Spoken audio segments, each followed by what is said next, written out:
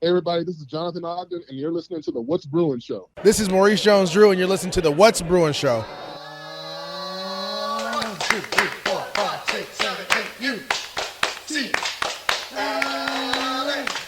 UCLA, fight, fight, fight. You're listening to the What's Brewing Show, part of the What's Brewing Show Network, with your hosts, Jake Merrifield, Bill Shirley, Jamaal Artis, and Mike Regalado, bringing you anything and everything UCLA sports. And now, it's time for the What's Brewing Show. Hello, and welcome to What's Brewing, or WB2, the game review. I'm your host, Jake Merrifield, and I'm here to talk about the wonderful victory at the Rose Bowl yesterday. UCLA beating Washington State, number 13 Washington State, 25-17 at the Rose Bowl. It was perhaps one of the most frustrating games I've ever been to, right up until it wasn't. It was, it had the potential to be Chip Kelly's worst loss and then turned into one of his best victories as the UCLA head coach. It was a whole bunch of things, and thankfully for all of us Bruin fans, it turned out to be a happy occasion and a reason to celebrate, really. I think lots of very encouraging things coming out of this game, given the stakes of the season still and what we have to look forward to. Certainly there's still a lot more left to do, but we were hoping for a big bounce back from that horrible Utah loss, which we were all just, all our hopes and dreams were dashed after being built up. And I think this is a good game to kind of recover a lot of the confidence we have watching the Bruins this year. Now, of course, this is the What's Bruin Show on the What's Bruin Show Network. We usually do the What's Bruin Symposium, conversation over drinks, on Tuesday nights. So please look for that in your feed, subscribe, give us a good review, all that good stuff. Also, a bunch of other shows on this one great feed. You can follow us on Twitter at What's Bruin Show, and you can subscribe on our Substack, whatsbruin.substack.com, or on Patreon, patreon.com/What's Bruin Show, or just whatsbruinshow.com. And we appreciate your support. $2 a month on Patreon, or I think it's like $5 a month on Substack. But we are an independent Bruin podcast, and any support you give us shows us that you want us to keep doing it. So we appreciate your support, and go there to subscribe. You also get What's Bruin Show merch. You'll look at the show notes in this episode for that address, but it's a mylocker.net site /shops/what's -Bruin. It's terrible. I know. Go to the show notes. And also, we'll have plenty of calls today. I already saw them in the voicemail, but you can always call the What's Bruin hotline, 805-399-4WBS, second reign of Troy. Boy, that was a hell of a game. One of the reasons I'm getting such a late start recording is because I stayed up so late watching that thrilling game out at the Mausoleum last night. And, I can't say that I wasn't rooting for the old, Bearcats to bear down a little more at the end of that game, but still probably ended as expected, I guess. Although I do hate the new overtime rule where you have to do 2-point conversions. That just, you had a perfect overtime rules, and they change it to, a hockey shootout. I don't like it. Anyways, enough about that. Let's get on with this wonderful recap of a great Bruin victory out at the Rose Bowl. I don't really remember too many games where you could say that, coming out of the game, depending on the result, it could have been the worst loss of a coach's career or the best win that he's had. But I think that's something that you can say about this game. Obviously, beating a number 13 team in the country at home and dominating them so much so on defense like you did, this really has to go into the file as, one of Kelly's, top 5 games as a Bruin, no question. And really, you think about the Washington and the Utah games last year, or, maybe the comeback game against Washington State a few years ago, which is just bizarre bonkers, or some of the SC games, the victories he's had. Those are really the short list of the big victories that I guess you have to throw LSU in there too, right? So this is right up there with that. But I mean, if they would have lost this game, given the, coming off of the bad loss at Utah and just all the things that went wrong on offense and special teams in this game, it really would have been, one of just the biggest disasters of the Kelly era for sure. So we talked about it, that article I wrote on the Substack last week, and then I did an auto recording for you guys if you didn't listen to that. But you're talking about this, Chip Kelly needs to get unstuck from 500. As soon as he got to 500 as the Bruin coach at 25 and 25 or whatever it was, he's been 500 since. And it's, a good game has been followed with a bad game and vice versa. well, if they lose this game and he dips back below 500 and it's in the fashion that it was, I think it would have been, I think we'd all be pretty much unconsolable and looking towards a slow, shameful march towards the end of the season. Now, that's really what was at stake, I think.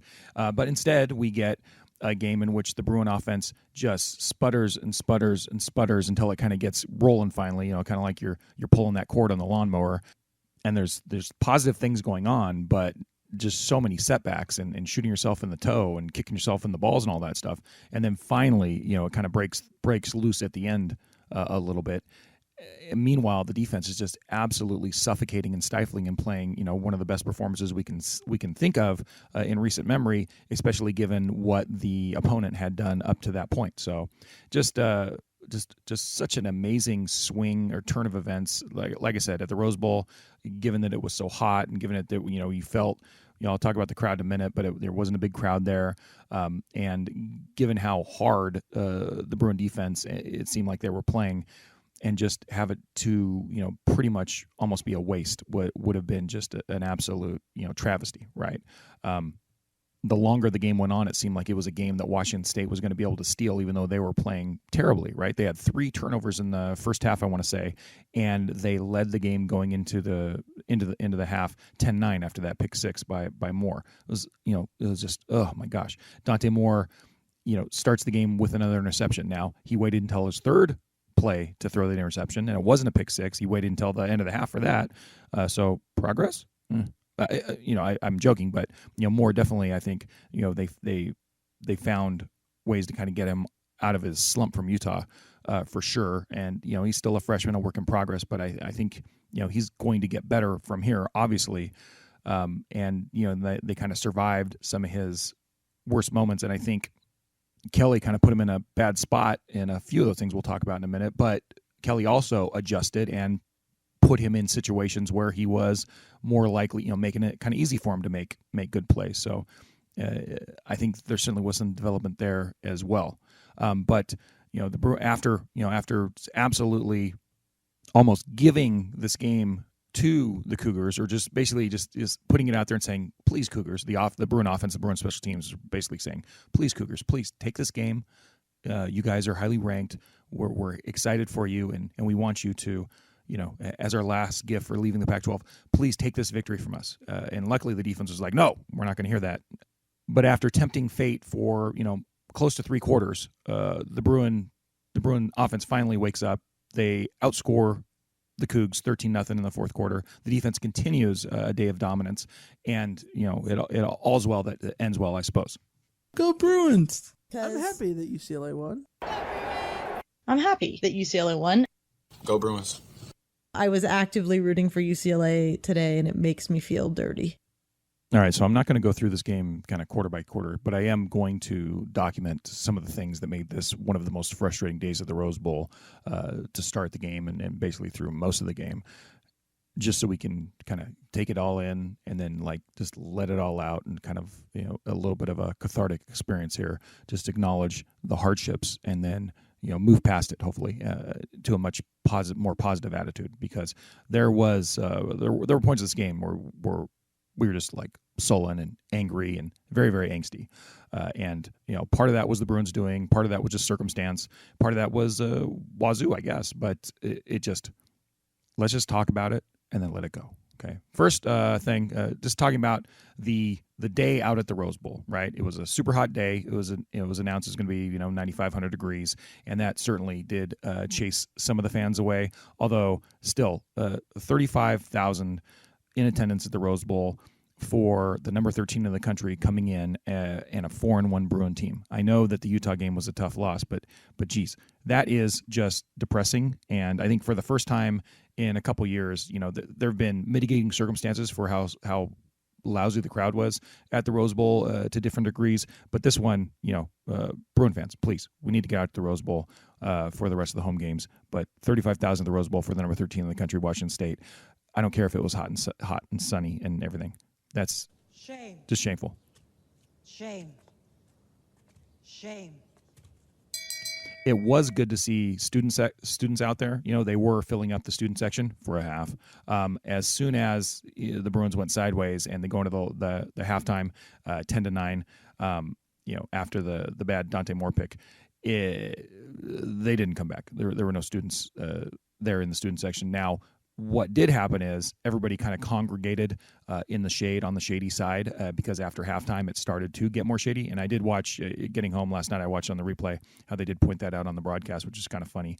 So I might be a little bit biased about how small the crowd looked. But I mean, there's no justification for it. 35,000 just piss poor. But incidentally, we were in full sun. We sit over in section 16, 17 or whatever. And I was in full sun for most of the game. And the Bruins were still, trailing on the scoreboard, deep into the third quarter, right? Even in the fourth quarter. I don't remember when they did that go-ahead score. But I made a conscious decision to suffer with the Bruins, while some people were retreating to the shade. I waited for the shade to come to me. I purposely suffered for the Bruins, and I guess, you could say all Bruin fans are purposely suffering for the Bruins most of the time. Sometimes it is hard to be a Bruin. But I waited until God decided to pour his natural shade onto my seat location. And coincidentally, that's right when the Bruins kind of turned around the scoreboard. I think they went ahead in the game at that point. So, yeah, you're welcome, Bruin fans. I suffered for you. I also did manage to be smart about going to the hot game for the first time in my life. And instead of wearing something that was like blue or even light blue, I wore just straight up white polo shirt. And actually, it wasn't as bad as it was last year in those miserable super hot games at the beginning of last year. So it was survivable. I wish we would have had more fans there. We didn't, but hopefully we can change it going forward. The fans that were there, we actually, I thought, did get relatively loud based on, the noise we could make. There's a lot of Wazoo fans there. But we definitely outnumbered them. And I would say that in the first half, there was a false start on the Cougs. And I attribute that to the Bruin crowd and just the loud noises we were making. Not really, but, I'm gonna choose to think that's the way it was. So that was the crowd and the atmosphere. Also, thinking about things that were very frustrating, the special teams were absolutely just, it was... How bad is this? Be honest. Is this Windows Vista bad? It's not iPhone 4 bad, is it? Don't tell me this is Zune bad. I'm sorry. It's Apple Maps bad. It really was Apple Maps bad. Before the show, I had called for them just to continue being mediocre, not necessarily great, but just not bad. And oh my gosh, in this game, they missed a field goal. They got a field goal blocked, and the sin of all sins, they missed an extra point, and that's why it gave Washington State the opportunity with that huge pick six going into the half to actually be leading this game as bad as they played. So nothing exceptionally good from special teams this game. Lopez did make 2 field goals, which was very, very helpful. But considering that the special teams gave away at least 7 points, that was just almost unforgivable. But they survived. Shame.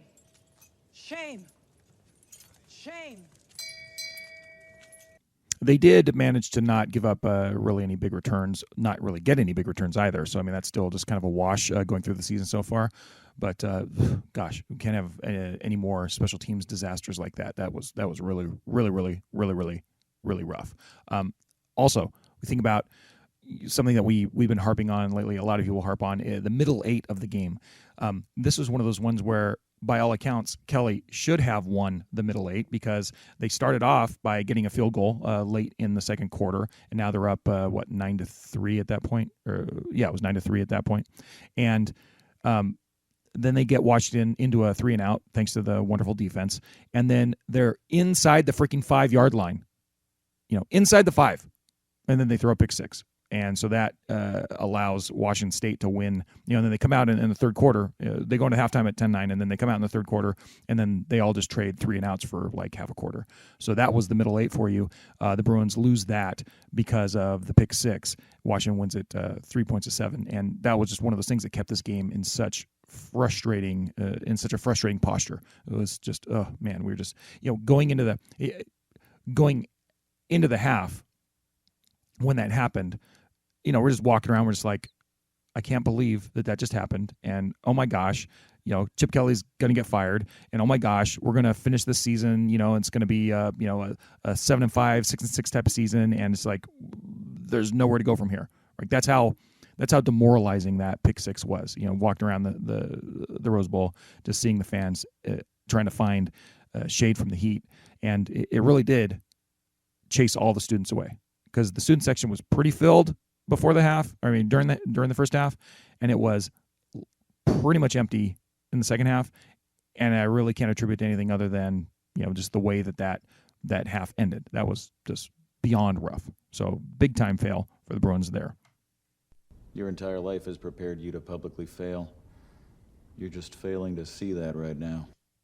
The Bruins also gave away just a ton of points in this game. We already mentioned a few with special teams, right? But I'm just going to I tweeted this at some point during the game when it got to like the peak level, like when it got to the, 30-point level as far as like the swing that it was. But let's just catalog the sad missed points and missed opportunities that the Bruins had. Some of them were self-inflicted. Some of them were taken away. They missed 3 points on the field goal. That was after Dante Moore got sacked, and it pushed him out a little bit, and that caused Lopez to hit that one. I think it was wide right. They missed the extra point on their first touchdown. Then Carson Ryan dropped the ball on replay. It didn't seem like he did, but they ruled it incomplete on the field, and they failed to overturn it. So that's 4 points there because they ended up scoring a field goal on that drive. Then they had the 14-point swing of the pick six. So 3 points from this field goal, 1 point for the extra point, 4 points for Carson Ryan's drop because they ended up having to settle for a field goal, a 14-point swing on the pick six. Then you have another 4-point loss on the Jamaal Sturdivant drop, which they called a touchdown and then reversed, right? Then they had 3 points taken away on the block kick, and then they missed a point on the extra point conversion when they went for two, which they wouldn't have gone for two if they hadn't have missed the extra point early. So the grand total is 30 points during that game that very well could have and should have been on the board for the Bruins or taken away for the Cougs, right? The Bruins should have had 23 more points, and the Cougs should have had 7 less. And, given the stats of the game, like, I think that when you get to Bill Connolly's win expectancy stats, like, it's going to reflect that this really should have and could have been a blowout for the Bruins, but for the fact of, all of these, like, unfortunate, shameful turn of events. It was really, really bad. Oh, in fact, Connolly has his numbers up right now, so I'll look at it. UCLA, given the statistical profile of this game, even though they only won 25-17, if you would have played the stats out of this game over and over and over again, the Bruins would have a victory 92.7% of the time, right? That just shows how dominant they were really statistically in this game with as great as the defense was and the yards that the Bruins offense put up, but just never cashed in. Just for reference, last week versus Utah, they were 46%. So that was like a coin flip game, that Utah game. They ended up, coming up short. This game was not a coin flip game. This game, they absolutely dominated the Cougs. So keep that in your mind. That's why it was such a frustrating game, right? Because it's like, oh, they're doing everything but winning on the scoreboard. So, the last shameful thing we'll talk about is the most shameful thing of all. Just for this, let's go full fanboy here and let's just complain about the refs just for a minute, because it just, to me, just was kind of egregious. And there are a few things that I want to tee off on a little bit. Number one, for the second time in a few weeks, we've gotten a delay of game on the defense and specifically on Darius Muasau. And like, whatever, if they're trying to, emphasize that play where you're trying to draw the offense off sides, like, I get it. They're down on the field. They can hear what he's barking or what he's doing. But it did cost the Bruins 3 points because the Washington State did miss the field goal that Muasau was called for. That was a weird one where it's like the Cougars were offsides offsides, and then Muasau got that penalty, and then they ended up making it on the third one. I just don't like that call. I mean, and having the Bruins getting tagged for it twice in a season, and I guess it really comes down to Muasau doing it. So maybe they should stop trying to do it, but I don't know. I just don't like the call. That's the least egregious of the ref errors. More to the point, the overturn on Jamaal Sturdivant's touchdown, and then the not overturning on Carson Ryan's touchdown. We need at least one of those guys. Come on, what are we doing? Like, we're the home team. Let's go, dude. Give us a little bit of home cooking. at least. Especially when the Carson one, I mean, that one looked like a touchdown, guys. Come on. And if you're going to not overturn that one, then how can you overturn the J. Michael Sturdivant one, which was not super clear at all? You know, it's just depressing when you can't get a call, and we couldn't get a call, and those were very important plays, right? There was another terrible call. It was on Alex Johnson's interception, and it was a blindside hit that happened away from the play, and that's what they called it, a blindside hit. And I understand that it was away from the play, and that I don't remember who got the penalty call on. It might have been a Murphy or something, but it wasn't a blindside hit. They showed it once on TV, and the guy's literally running towards the Bruin defender, and he shoulder blocks him. Yeah, he gets depleted. Yeah, but I mean, I'm sorry, it's not a blindside hit when you have like 5 steps you're running towards a guy and the guy blocks you, okay? So stop calling these bullshit calls. You know, I know you're trying to protect players or whatever, but at a point, it's freaking football, right? Which is into the most egregious thing, which was the targeting on Bryant Strother. Once again, they only showed that like a couple times on the broadcast. Absolutely not a fucking targeting call. Now he's suspended for the first half of the Oregon State game. It's beyond maddening to me, the things they call targeting and the things they don't call targeting. Cam Ward's jumping up in the air. Strother hits him with a shoulder, number one. Like his helmet was there, but it was not in any way, shape, or form anything more than just good, hard, tough football play. And it's just beyond frustrating. And I hate the way they call the rule. I think it's the stupidest rule in history of football, really. Like, it's maddening. And just to compare, like in the Arizona SC game, we saw a clear cheap shot by Justin Flo on Caleb Williams, right? And he takes 1, 2, 3 steps and pops him, very overzealously. And he's doing it because he wants to try to get as many hits on Williams as possible, but it's still like that was a dirty play. And if you're gonna I didn't want to throw out of the game for that play, but I could see the argument why you might. But the Strother play, forget about it. Man, it's just a dumb rule, and I hate it, and I hate it, I hate it, I hate it. So screw you, refs. But let's move on to something a little more positive, shall we? UCLA, UCLA, fight. Okay, let's talk some ballers, right? Just a baller, man. There was a lot in this game, and we're going to start where we need to start, and that's with the Bruin defense, the whole defense, right? As a unit, the coaching staff, everybody. 4 straight opponents under 300 yards, last 5 under 20 points. First time that's happened since 2006, 2001 for both those stats. Darius Mulisau, huge sack, huge hits, and just a baller. He's just a baller, man. Olufemi Oladejo, just absolute straight baller. Big interception. Alex Johnson, huge interception, first of Ward's season, and just made a huge play for the Bruins. Just a baller, man. Latu and the rest of the Bruin defense just sacking and hurrying Cam Ward the entire game. I'll give you the blitz numbers later, but just absolutely ballers. He's just a baller, man. That includes Carl Jones, the Murphy twins. They're ballers too. Just a baller, man. Brian Strother with his non-targeting hit. Stupid, despicable refs. I hate you guys. But he's out for the first half of the next game, but still a baller. Straight baller. And then the defensive line, most notably Joy Toya, Gary Smith. But the interior line has just been absolutely terrific all year, and they're absolutely ballers. Straight baller. Just a baller, man. It does make me wonder, what the floor for this defense is. If they lay an egg, kind of like think about last year, and the Bruin offense was just so unbelievably good, but they lay that game against Arizona, and that turns out that they lay an egg and they score 28 points. Hopefully we don't have to see it this season, but I wonder what a bad game for this defense is going to look like, because they've just been playing very, very well, and it's very heartening. Going over the offensive side, right? Logan Loya. Nice key touchdown pass again. Very good. He seems to be one of Moore's go-to guys. Straight baller. Another guy that's their go-to guys, of course, are Carson Ryan and Jamaal Sturdivant, both robbed of touchdown passes, but you guys are still ballers. Just a baller, man. The maligned offensive line, I know Moore is credited taking 4 sacks. I think a couple of those were him running backwards or holding on the ball too long, but I thought the offensive line producing an offense that ended up rushing for almost 200 yards and almost 300 yards. You guys are ballers. He's just a baller, man. MC Fresh Leg Keegan freaking Jones. 2 huge touchdown runs. By the way, also led on those runs by Colson Yankoff. Just absolutely straight superstar baller from Keegan Jones coming in late in the game. He's just a baller, man. And then, Carson Steele, my man of Steele.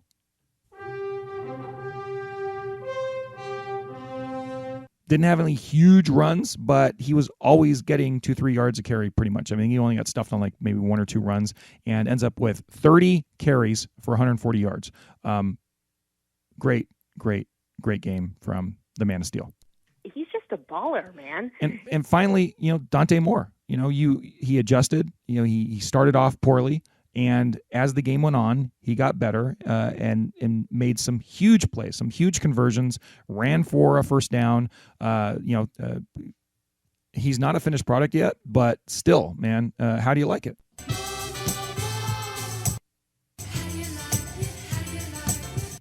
And lastly, the Bruin coaching staff in this game. We have to hand it to Kelly. They didn't have an ideal start on offense, and there were things that weren't going right. And we're going to talk about kind of some of the decisions he made in a few minutes. But overall, he did put more in more situations for him to be successful. We'll talk about that in a minute. And then the defense, obviously, they figured out something against this Washington State defense. I don't know if it was from the last time they struggled this bad was in their bowl game against Fresno State, but they all deserve ballers because they had a great game plan, and it didn't work out for a good chunk of the game until it did. And really, the dominant stats in this game shows that they got the team prepared. He's just a baller, man. Just a baller, man. Straight baller. Will that continue? That remains to be seen. But for today, they did a great job.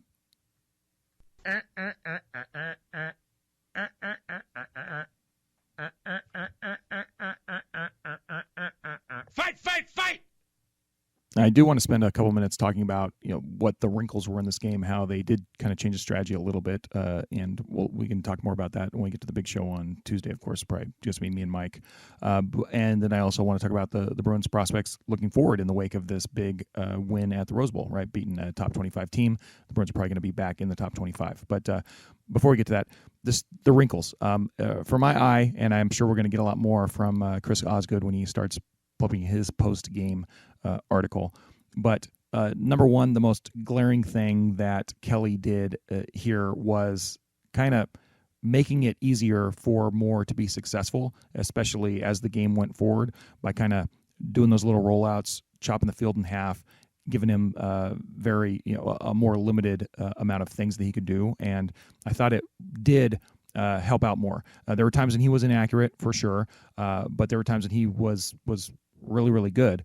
And I think as you can ease him into doing more of the full field sort of reads where he's got to go through a bigger progression, that's fine. He's probably only going to get better at that, right? It just makes sense. He's a true freshman. This is the first time he's had this level of competition, and he started with probably the toughest team he's ever going to play this season. That was the Utes, and then this Washington State team wasn't terrible either on defense. So, these were 2 pretty significant challenges for him, and he came up short in the first one. And the second one, certainly there was a lot of progress. But I think part of that was the way that Kelly called the game. And I think that is to his credit. There were frustrating parts of how Kelly called the game for sure. And we'll talk about that in a minute. But overall, the game plan of just trying to get positive yardage, throwing Steele at him and making him kind of wear the Washington State defense down, and then having Moore giving him these sort of, I don't know, easier to execute sort of plays, or getting him out moving and then allowing him just to see half of the field. That did pay off for the Bruins, and they were racking up the stats, and they just were making key errors that were setting them back, right? But sometimes you can't control that in a game, But I thought they put him in a good position, so I like that. I think all of our absolute biggest frustrations in the game was Kelly's play calling when they're inside the 5 going into the half, and then they end up passing it 3 times and throwing a pick 6. To me, that really, that was the worst part of the game. It was the biggest swing in the game, 14 points, right? It went from, that game, if they score a touchdown there, the game is a blowout right then and there. And I think it's just more of the same. Instead, you go into halftime trailing, and it's we're all questioning why we even go to the games. So that's how big of a swing that was. And it was an absolute disaster. But it is funny. Last time in the last game against Utah, the Bruins were in a similar spot, right, going into the end zone. End up being a score that they don't get, and it ends up with the fumble that Moore has running the option. And it's just, to me, it just feels like, over the years that we've had Kelly here, I think overall he's kind of an impeccable offensive coach, right? Like his offense put up numbers and stuff, but there have been moments when in these kind of crunch time moments, there'll be a questionable sort of call as to, you have this guy on the field in this particular situation. Why? What are we doing? You're going to run an option with your freshman quarterback going into the end zone. Why? You have other guys that could do that better. You're going to throw it 3 times inside the 5 when you have a timeout left, and you probably could have, we saw Carson Steele getting 2 yards a pop every single time. I think, a second or third and goal from the 3 after you've tried to run it in probably would have been a little bit better of an idea. But, instead you end up throwing the pick 6 on 3rd down. My biggest question on those sorts of moments are, I'm wondering, we had Colin Schlee transfer in here, and we saw him look really, really good in the time he's been out there.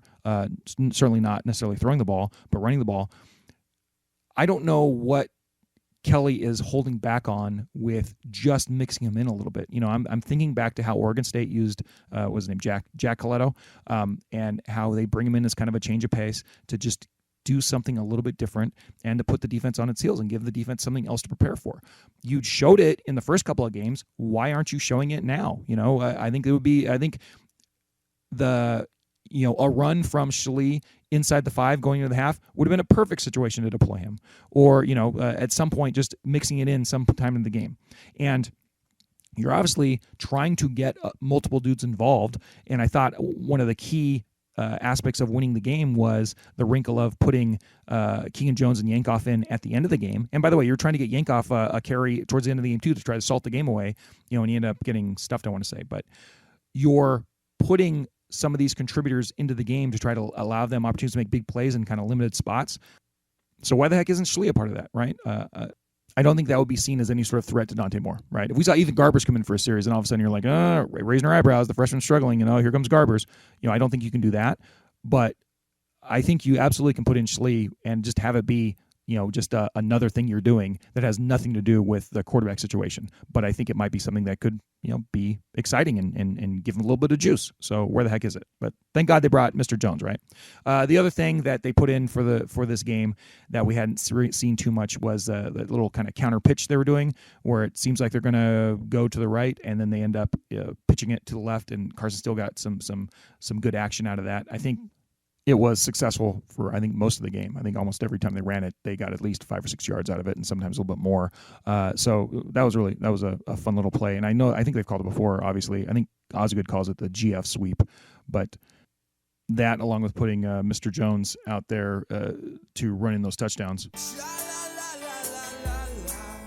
turned out to be some pretty good wrinkles for the game. On defense, they were able to generate a ton of pressure, but they didn't have to blitz a whole bunch. I think, I did kind of a rough count of like when they blitzed and when they didn't. And I think they only sent more than 4 guys like 4 times in the entire game. And you think about how much pressure they generated, that's just really, really amazing. And then the amount of pressure they got just with when they were dropping 8 was sick. And they ended up getting a sack and interception off of dropping 8. That's fantastic. I think they got pressure on more downs that they dropped 8 than they didn't. And I think it was like 6-3 or something. So that just was very spectacular. The stuff they were doing with their defensive line and their defensive front really messed up the Cougs, really confused them. And then at the end of the game, they get that huge stop to basically win the game. And just can't say enough nice things about the defense. So great job, and let's hope they keep playing like this, right? Looking ahead is what I want to do also. And you think about like the prospects going forward. We talked about how if they would have lost this game, then we would have had no faith in them going up to Corvallis and winning a game. Certainly, you would have to say if we're going arrow up, arrow down, or just kind of arrow staying the same, you'd have to say the arrow's going up on Oregon State, right? The Beavs ended up having a kind of a shootout against Cal and Berkeley. Go Bears! My daughter Megan went to that game and she had a good time, although the Bears lost. But if the defense can play like this, right, and they've played like this 2 games in a row against Pac-12 competition, you have to say they're going to have a heck of a chance to win in Oregon State. And this would be the next big test for Dante Moore in the offense, right? They failed the test at Utah, but against Oregon State, it's another opportunity. And, before the season, this would have been a scheduled loss. Everybody was expecting them to lose this game at Corvallis, and if they win it, it would be a big surprise. So this is one of those ones where this is an opportunity for the Bruins to get ahead of the schedule if they can win in Corvallis. And then, obviously the sky's the limit on what our expectations are. And if they take the L, as long as they aren't getting beat, 42-0, it's something that we have to kind of, take a measured look on that because, nobody was expecting them to win that game anyway. Then after that, it does lighten up significantly. You have to figure you probably feel the same as you did about the prospects of them winning at Stanford, like they're going to win that game. I'm going to go to that game, and it should be fun. Against Colorado, you probably have to feel better about them beating Colorado, even if I think none of us were real worried about them beating Colorado before, other than just the crazy weird stuff that Colorado can do. But I have full confidence this team's going to beat Colorado at home. And then the one where you're probably the arrows pointed down a little bit relative to when the weekend started was at Arizona.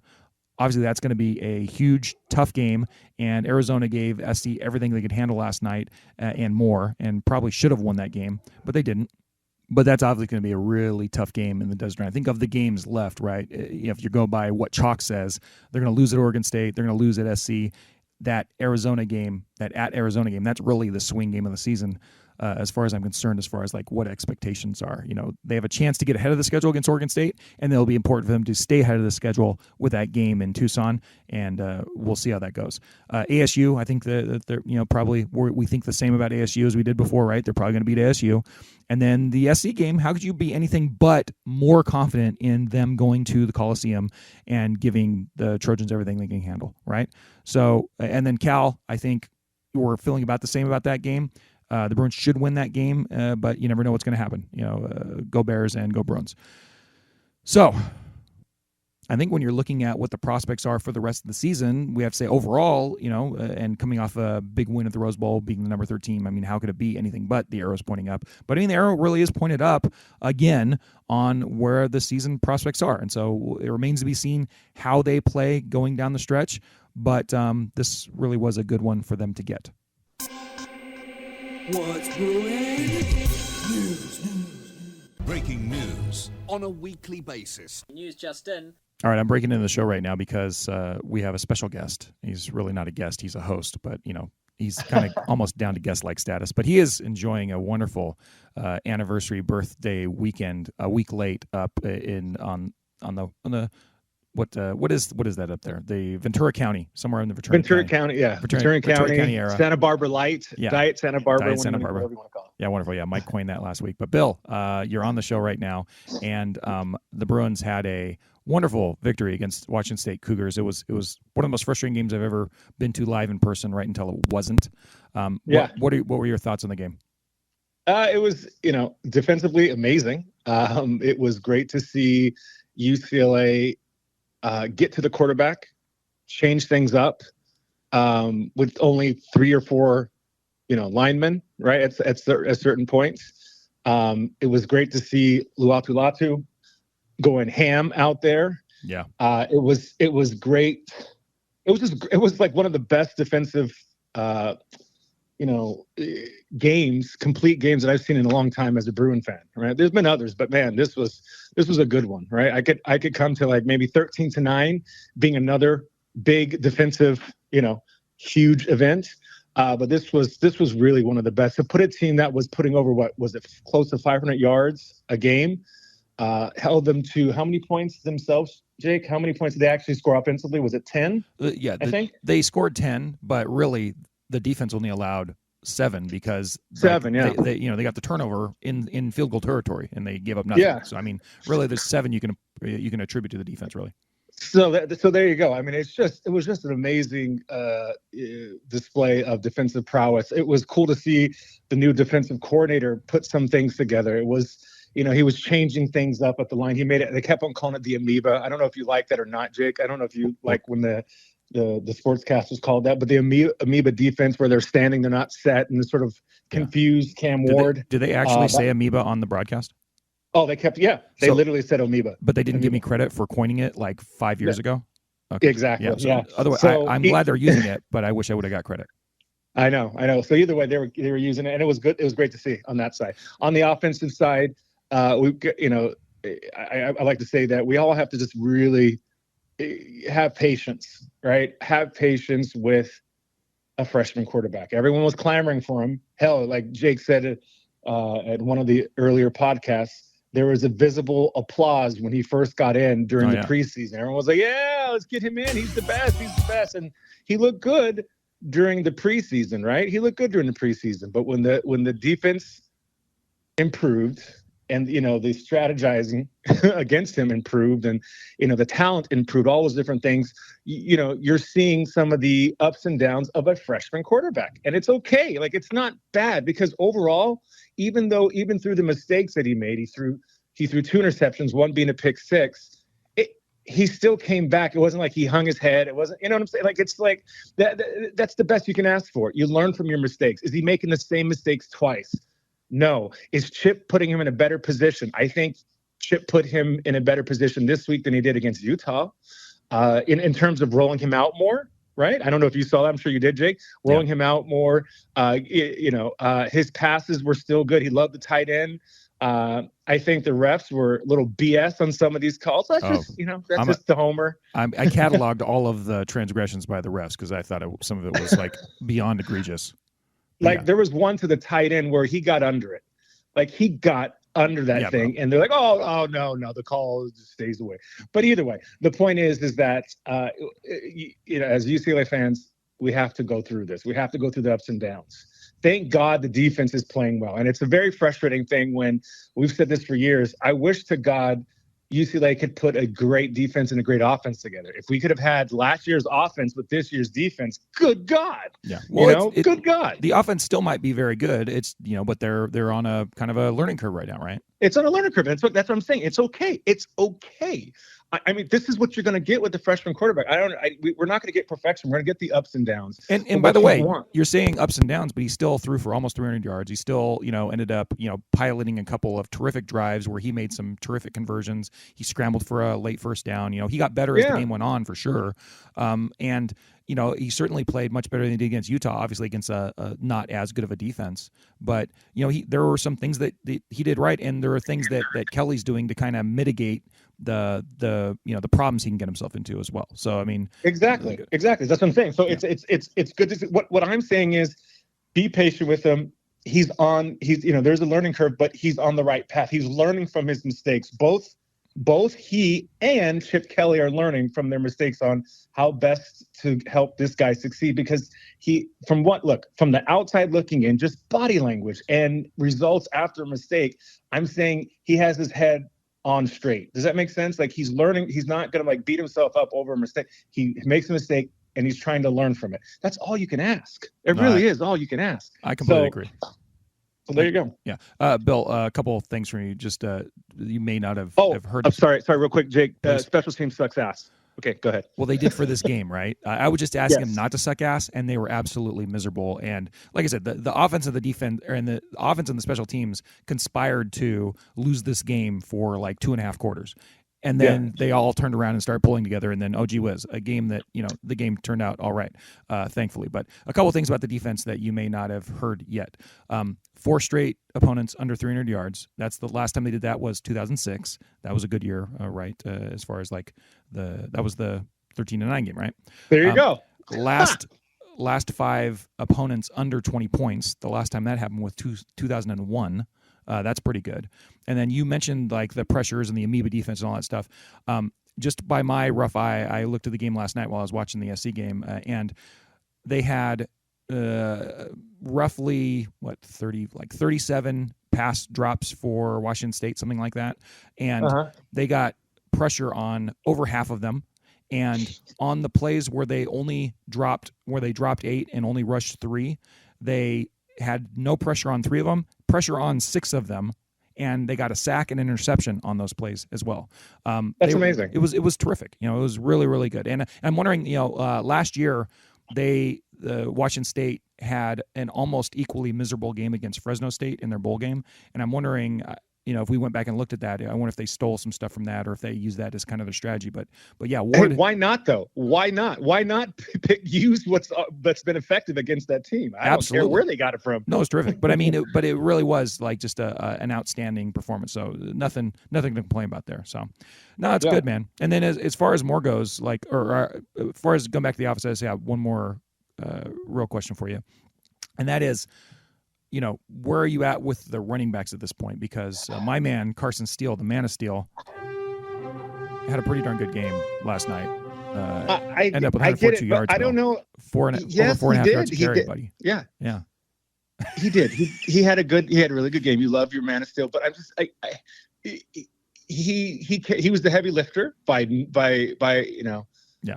By no means do I deny that. But I mean, the guy who scored the touchdowns, though, was a quick little back, right? This guy. It was a nice change of pace, is one of the things. So I wanted to see a little bit more in TJ Harden. He got in, but he didn't get that much playing time. I don't know what's going on there, but look, I like that he got his. When I say he still got his 140 yards, I believe, right? 140 yards. Yeah. So it was good to see. I didn't see that big dude at all. I don't know. I just want to see a little bit more. It just seems like he's leaning really heavily on Steele. And look, am I gonna be mad at that? UCLA won the game, but I don't know. I like to see more. I like to see more. A little sharing of the load, but Yeah. No. Well, I mean, and when you think about like how many carries there were, I mean, it was relatively split up. Although we still had like 30, which is crazy. Harden had 11. An insane amount. Yeah. But I really do think I think they have like 3 or 4 quality backs. They don't have anybody that is so outstanding like Charbonnet was, right? Charbonnet. So I think you're right. I think from game to game they're going to have guys that flash and guys that don't. And this game was one where they just needed at least a couple yards on every carry just to move them forward a little bit, right? Put them into semi-decent position. And, and I think that's what Steele gave them today, because it just didn't, for me, it just didn't seem like Harden had the juice today, but that might change, which is fine tomorrow. Yeah. You know, I mean, and then Keegan Jones coming off the bench, that was just, MC Fresh Legs, as I called him earlier. So that was fantastic. All right, Bill. Well, I don't want to interrupt you on your post anniversary birthday weekend anymore. Yes. I hope you and Suzanne are doing well.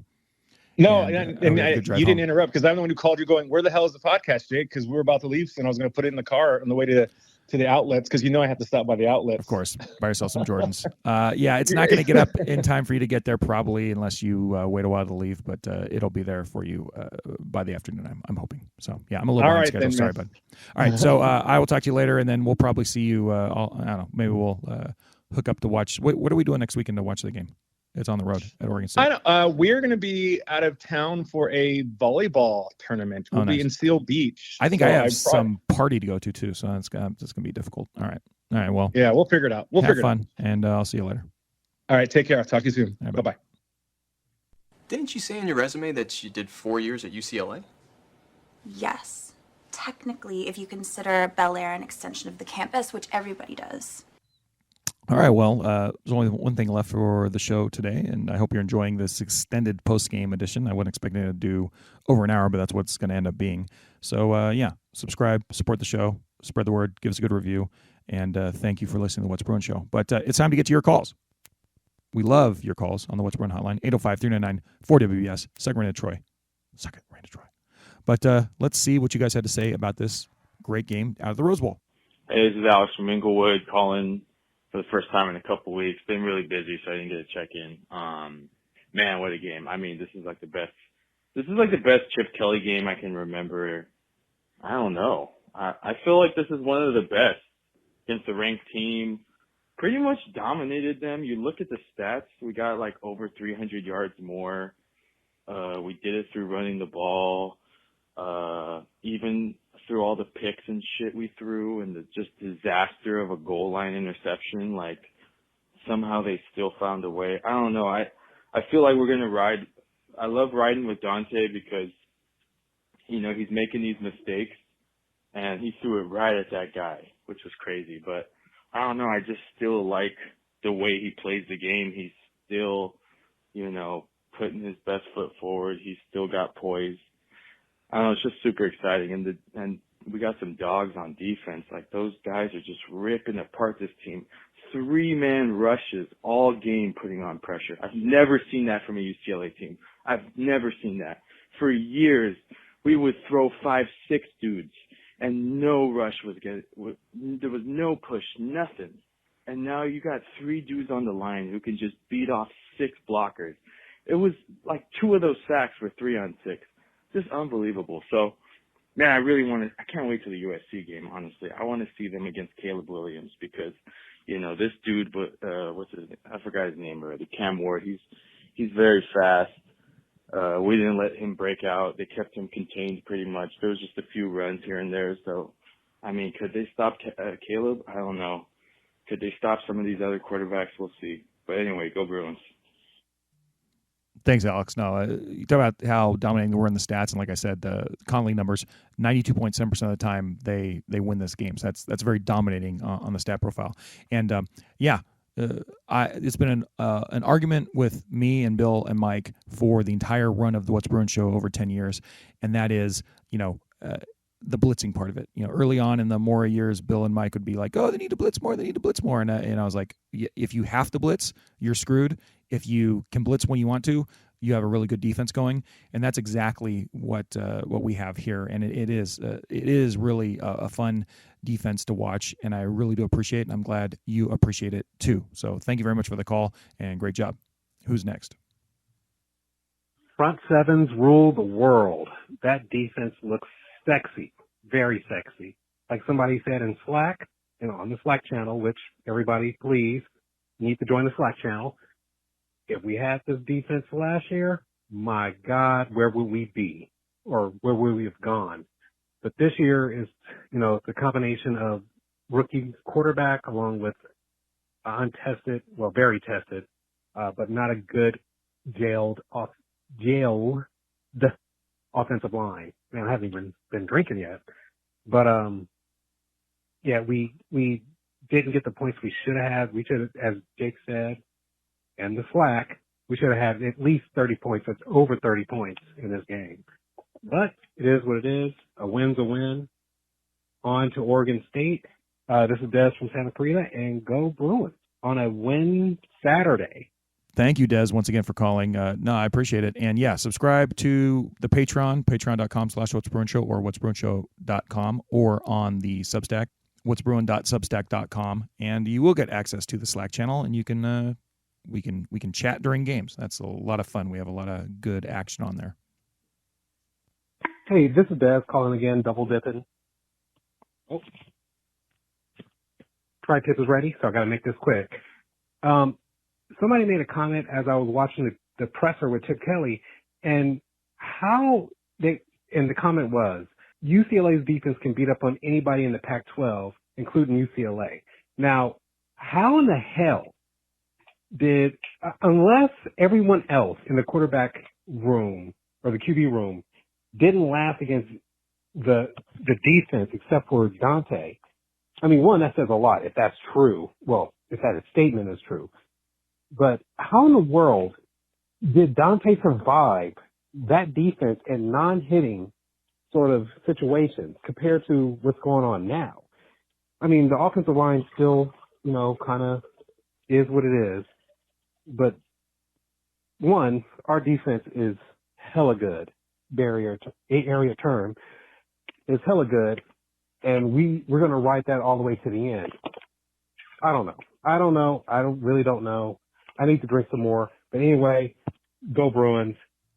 Thanks, Des. I hope that tri-tip came out good, and I hope you kept on drinking. No, it's funny. That does occur to me now that you bring it up. I didn't listen to the postgame yet, but I'll listen to it before the next show. But as far as like Dante practicing against this defense, I know it's non-contact and all that stuff, so it doesn't quite translate. But that is something where you'd say, well, he should be able to get even better if that's who he's practicing against, that iron sharps iron mentality. So that's something too, I think that points towards the Bruins being better and better as the season goes on, because they're really, why wouldn't Dante Moore be getting better. He's one of the best prospects that the Bruins have ever had.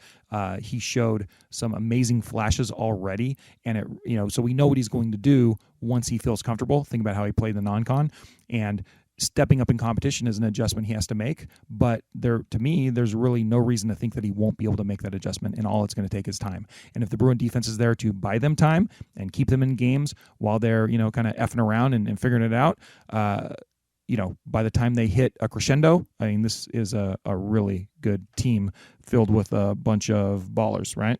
He's just a baller, man. Hi, guys. This is Nancy. It was fun seeing you, Jake, at the game and roasting like a shrimp on the Barbie. This game still dumbfounds me. It's kind of like the best of worlds and the worst of worlds. The defense, as everybody's going to say, was unbelievable. And when you take a look and think that they only got 2 third down conversions out of 15, that's crazy. They had the first best or second, anyway, third down conversions in the country. The offense is obviously a work in progress, but I felt like that Dante was a little bit better this time, and maybe this trial by fire will have him get better quickly. I don't know. At any rate, I'm looking forward to hearing what you guys have to say about the game, and all I can say is, yay, go Bruins, and you know what? We could beat OSU next week. We just won't let them do anything. Thank you very much. Bye-bye. I think great minds think alike, Nancy, because I had a lot of the same thoughts, right? Terrific. And I think just like Des said a minute ago, Dante will be getting better. And I don't think he's that bad to begin with. I think he's really darn good, and it's just he's dealing with what every freshman's gonna deal with. But he obviously had some key errors today, but he also almost threw for 300 yards, and he had some super huge moments in the game. So yeah, let's go beat those Beavers, right? And thanks for calling as always, Nancy. Let's see who is next. Hey, what's Bruin Show? It's Mike from Santa Clarita. It was a good day. It was a hot day at the Rose Bowl, and we got the win. So kudos to the Bruins for pulling that one off. And likely be ranked in the top 25 again, which is going to be great. And likely that, I don't know, maybe Washington State won't be. So let's see what happens. But defense, and which probably is all that you're going to be talking about today and this next week, looks great. I think they let only somewhere around 219, 216 yards, somewhere around there.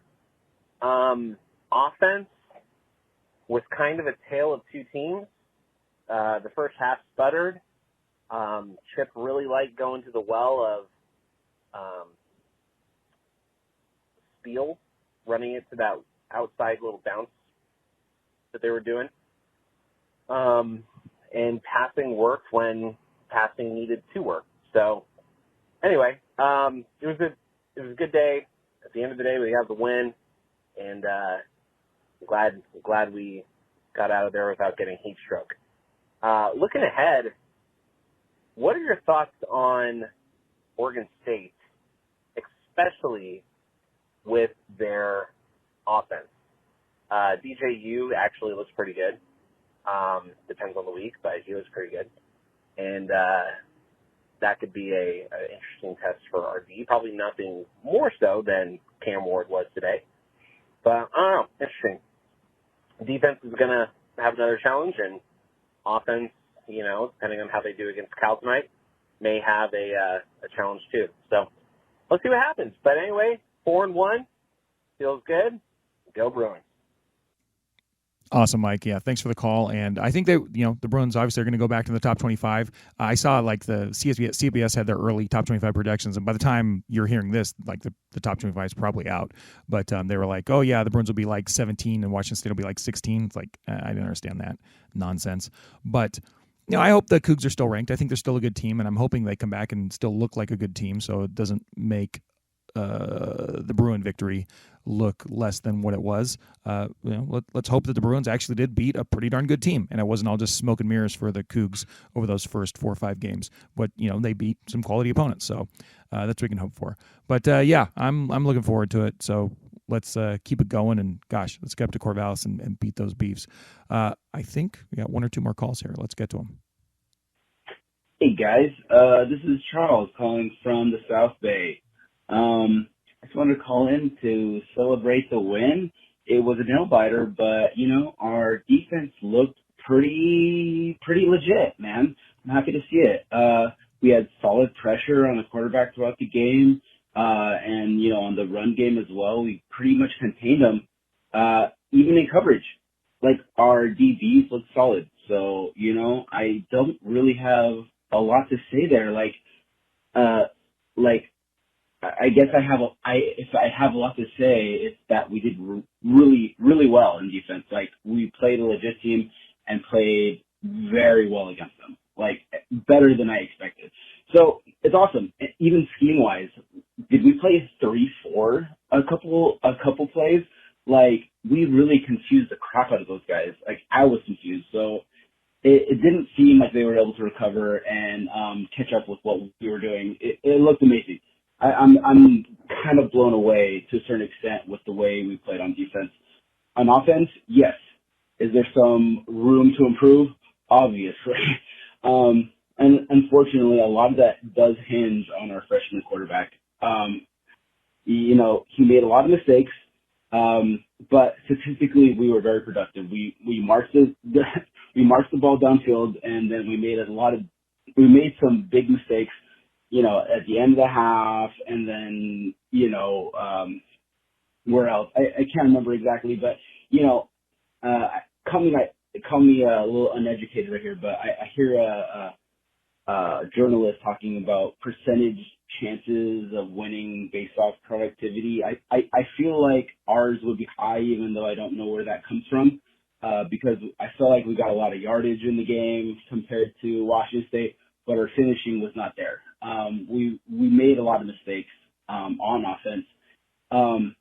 Even though that's not a good thing, obviously, I do feel like there is a lot of chance for us to get better. So, I'm going to take it at glass half full and say that if we can start putting things together, maybe we can do something here. I mean, next game will be huge. So at Oregon, in Corvallis, let's see what we can do. Hey, guys, boards up. Let's go.